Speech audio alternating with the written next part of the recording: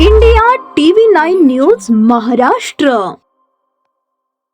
लग्नाचे आमिष दाखवून पुणे येथे पळवून आणलेल्या 17 वर्षीय मुलीचा छळ झाला. कंटाळून तिने आत्महत्या केल्याची धक्कादायक घटना उघडकीस आली आहे. ही घटना लपवण्यासाठी संबंधित आरोपींनी मुलीचा मृतदेह शेतात पुरून पुरावा नष्ट करण्याचा प्रयत्न केल्याचे तपासात समोर आले आहे.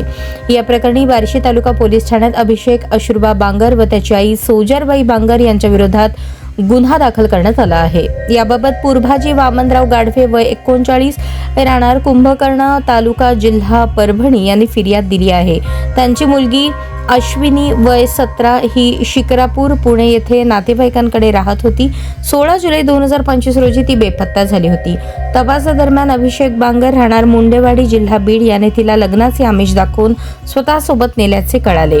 त्यानंतर तो तिला बार्शी तालुक्यातील तुर्क पिंपरी येथील बबनराव शिंदे कारखान्यावर ऊसतोडीच्या कामासाठी घेऊन आला. कारखान्यातील झोपडीत राहत असताना अश्विनीला स्वयंपाक येत नाही, ऊसतोडीचे काम जमत नाही या कारणांवरून अभिषेक आणि त्याची आई सोजरबाई यांनी तिचा शारीरिक मानसिक छळ केला. सततच्या शारीरिक आणि मानसिक त्रासाला कंटाळून अश्विनीने 13 जानेवारी 2026 रोजी ते 14 जानेवारीच्या पहाटेच्या दरम्यान झोपडीमध्ये गळफास घेऊन आत्महत्या केल्याचा आरोप आहे.